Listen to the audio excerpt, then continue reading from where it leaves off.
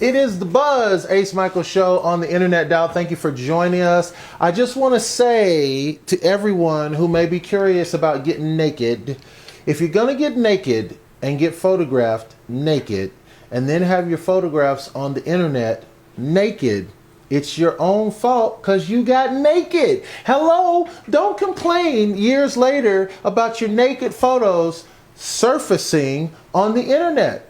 Don't take naked photos. You know what I'm saying? It's just that simple. So if you think that one day, and I'm trying to go back and imagine, you're dating this close to billionaire blowhard who says one day he might be president, and you take that with a grain of salt, you go off, you hook up, years later, now you might be the first lady of the United States, and your jubblies are showing all over the place. Every time people are going to see you on the stage, they're going to be going,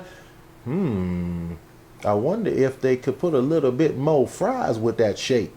Anyway, something to think about. So on today's show, we have a real fashion model who's been modeling all over the world. She knows what's up. And welcome to the show, Katrina.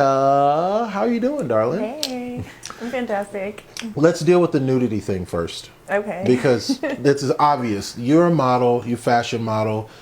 You get asked to do topless stuff and nude stuff, right? Especially here in Vegas, all they want is that. And I don't do it. Like, even lingerie, I do very seldomly, but I've done a bodyscaping project, which is where you're nude, but it's dark. And so the light is only hitting certain parts of your body, depending on how you're flexed or whatever.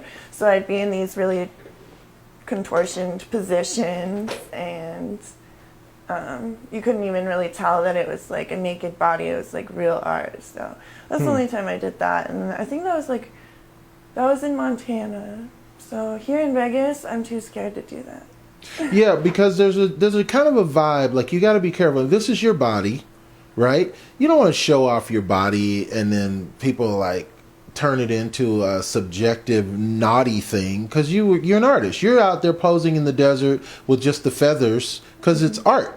Yeah. But you don't want somebody to turn it into like, yo, feathers.com, homie, check this out. You know what I'm saying? And also, like, as a model, people can search for you very easily. And if they're doing a background check on you to hire you for a job or something, they come across like some risque photos, you might not get that job because they don't want that kind of vibe in their environment or that kind of look going for them, because if their employee is doing things like that and people find out that they're employed by that person, that doesn't like look good all the time if it's like a high-end employee. Sure.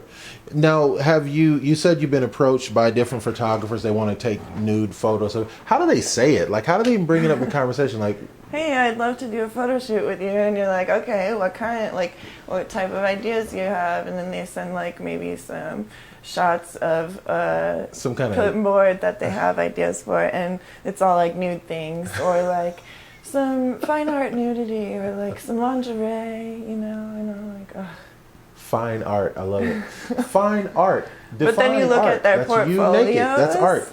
Their portfolios are horrible, and they're like, ugh, just naked girls, and it's like, that's not art, and it's like not cute to just shoot naked girls all the time.